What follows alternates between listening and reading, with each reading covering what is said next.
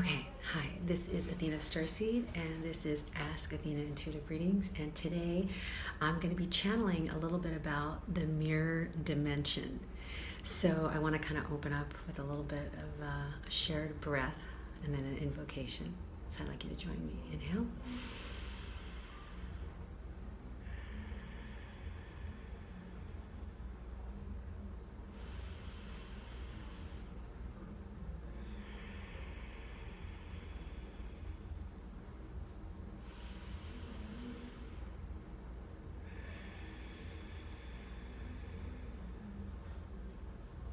From the point of light within the mind of God, let light stream forth into the minds of men.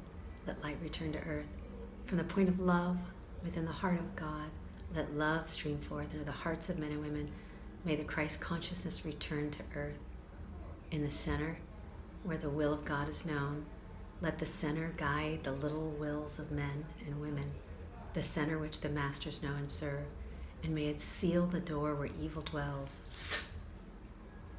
May the plan of love, light, and power restore heaven on earth. Archangel Michael, Gabriel, Uriel, Raphael, Father Sky, and Mother Earth. From the point of light that connects us all, please be here in the sacred circle of light. Allow me to be a clear channel today. Amen. For all involved and myself, amen. Okay, we're in. So I want to talk about the mirror dimension. So some people are thinking that maybe the mirror dimension is happening right now, because we're on this shift, right? We're coming into this golden age of enlightenment where more people on the planet are awake now than ever. And so a lot of people are looking at their lives as mirrors, which is absolutely true. It's absolutely accurate. Every single person in your life is a tiny little fractal or a fraction of who you are, just like we're little fractals of the divine. And we come here and we incarnate and we experience the separation and the return to unity.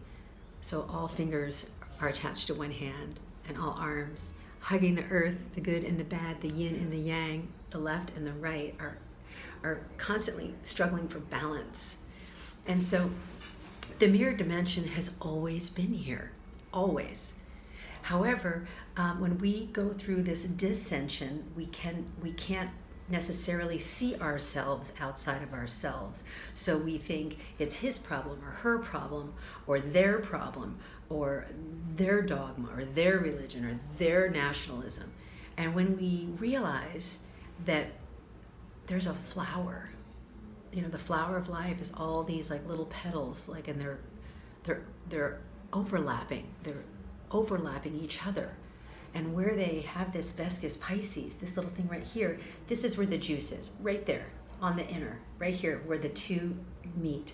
So the mirror dimension is about us becoming and allowing our unfoldment to see our other selves and look closer into the mirrors of our own life. And sometimes the mirrors are exactly what we're opposing. The mirror can be what we judge. The mirror can be what we admire. The mirror could be old karma from a south node, past life stuff that we have to come back and review. We just came out of Mercury retrograde. And so I did a lot of going back into the past, looking at old relationships, negative habit patterns, old family karma, the return of the prodigal daughter or the prodigal son. All of these universal themes bring us back into presence with self-love, looking at our father-daughter relationship as the mirror. I got to see wonderful things about my father that I admire, that I'm actually really grateful for as a full-grown adult, that maybe I had struggled with as a teenager. And those are some of the things that actually made me a more disciplined, structured, accountable, active person. And so I'll share with you a couple things. First of all, what I admire about my father is he was extremely disciplined. He'd go jogging in the snow before school. So he had this habit pattern of running around Greenbelt Lake. And I saw his discipline with his athleticism. And that ingrained in me structure from the father, which I really, really love. Another wonderful thing about my father energy is that he also showed me cleanliness and organization and taking care of things and putting things back where you got them, and permission levels, always asking before you borrow something, and just being able to, he had such reverence and respect for the family unit. I mean, he's got stuff 20 years old. I mean, like a boat, water skis, fishing poles he just takes immaculate care of them, and they last. And so that's beautiful. So when I look at that father reflection, I can say, oh yes, there by the grace of God, I see those attributes and values born into me, which possibly in a teenage rebellion years could have made me cuckoo for Cocoa Puffs. Do I have to put it back every time? Do I always have to ask permission to use the jet ski or the boat? Like all the stuff. At the same time, we have relationships with our beloveds, our friends, our associates, the people that we work with. And we look at those mirrors and we say, wow, in this mirror dimension, we can clearly see that we're living in a hologram. Yes, we are living in a hologram.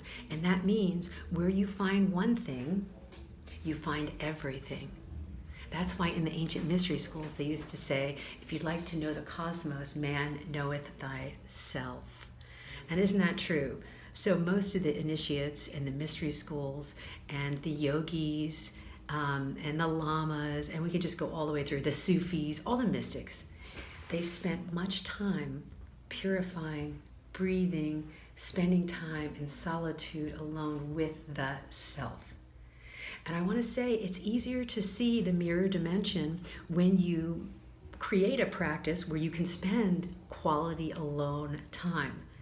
Now, where some of the people have not been able to see the mirror dimension is because they've been distracted. So we have media, we have television, we have every different social platform that we can get involved in. We have relationships that are distracting us, and we have commercialism that's telling us we're not good enough, we don't have a relationship, or if we don't have the perfect money coming in, or all of the things that are bombarded upon us that have us chasing this ideal scene that might not even meet who we are inside very deeply. And so we can't see the mirror dimension. So that's why some people say, well, I don't see a mirror dimension. How are the people in the mirror dimension? So when we create space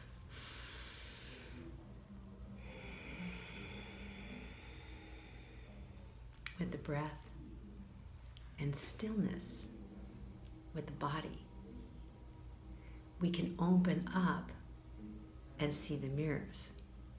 And there's rich wisdom inside of these mirrors. So if you look at the 5 people that you're closest to, you can make a little sun and then 5 rays. So imagine this is a little sun right here, and there's 5 rays. Think about the 5 closest people to you, the ones you see on a daily basis, all right? The ones that you spend most of your energetic vibration with. Those are your closest mirrors. And then also too, then you have an extension of that mirror and that mirror and that mirror and that mirror and that mirror. And then it just lotuses all the way out infinitely into the universe, into the cosmos, into the multiverse, into the multi-dimensions. And so when you can name all of these 5 fractals that are close to you, then you can see their positive and negative attributes.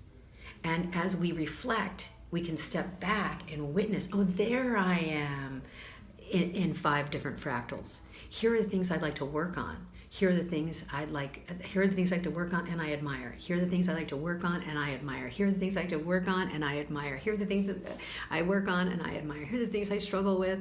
Here are the things that I really admire. And so this is how we can pop out and witness ourselves. And then we can turn up and tune in to those upgrades and those adjustments. So whether we want to look at it or not, we are constantly evolving. We're evolving. That means we're changing. You can always count on change. The tides are going from low to high. The seasons are spinning in changes. And we too are changing. The galaxy's spinning. It's also moving. We're also coming closer to the galactic center. And so we're also enlightening our planet, because as we witness ourselves and we can accept that which we reject as a part of ourselves, accept our anger, accept our fear, accept our rage, accept our lust, accept our greed, then we can talk to those aspects and we can say, hi, what are you here teaching me? These are like offerings. These are little tiny gifts. Oh, these are beautiful little gifts. Where in the past, when we didn't see the mirror dimension, we would disassociate and reject that part of ourselves. So what I want to suggest is that you get a little notepad out and you start writing some things down, look at your mirrors, put the sun in the center as the self, the soul, and then look at the positive and the negative qualities, embracing both, like the right and the left hand. The left, the mother, the feminine energy, the right, the father energy, the masculine. And we can look at those things and we can say, okay, now as the witness, what would I like to upgrade? And what am I ready to let go of? And I want to really bring this in, I want to reel it in, that in a spiritual practice, the first two things that we need to look at as the microcosm of the macrocosm, our spiritual training starts right here with the self. And to tune into that and to get those higher mirror messages, we need to address our physical exercise and our nutrition. Because we are the collective aspects of our body. Now, if you have a corroded copper wire, you're not going to be able to receive the information. And so if our bodies are clogged up and blocked by a toxic diet or a low vibrational diet, then it might be more challenging. And side effects of that type of a lifestyle, lack of exercise and lack of proper nutrition, is looping. Hey, I'm dating the same guy with the same problem. What's happening? He has a different face and a different name, but I'm in a loop. Or I'm attracting the same situation to me. This is coming around again. I'm struggling with finances. Or how come I am not in my life purpose and I take jobs that are not in my harmonic vibration? I don't wake up every day and say, yes, I love going to work. So those are the loops that come from not being able to use this tuning fork. Your body, your temple is your tuning fork to source the cosmic energy that comes from the heavens, all those extraterrestrial energies, the stars, the sun, the moon reflecting back. On Earth, you can absorb the plants, the flowers, the trees, the ocean, the earth energy, the negative ions. When you're in tune with that, you get tuned up. Now, if we put you out of nature and out of the sun, and you put the sunglasses on and block the light, you put sunscreen on and you block the photons on your skin, which is your largest organ in the body, this is how you receive information and data, okay? This is how you can tell you're in a mirror dimension, because your skin is absorbing information. And when you get goosebumps, this is your tester.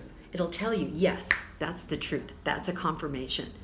But if your body's clogged and you're not moving your energy with flow, like what happens with a body of water that doesn't move? The water turns into like scum. I have a pool in my backyard and I have to have a pump. I have to make sure that the temperature and the pH is right. The pH, this is our body of water. We're 75 to 80% water. The earth is 70% water. We're water, the microcosm. We have to have it flow. If our oceans are clogged with plastic, they're not flowing. They get toxic. The fish die. So our cells fight against each other, which is dis-ease. And then a myriad of diseases all come out of not having these energies flow.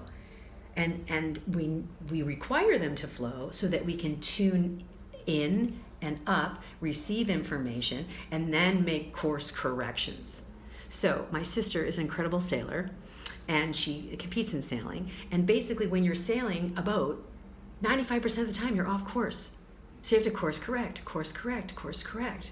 And there's no judgment in where you're going, because you're enjoying the experience. Some people want to experience drinking alcohol or eating animals or doing, I don't know, drugs or whatever they want to do. They're having an experience.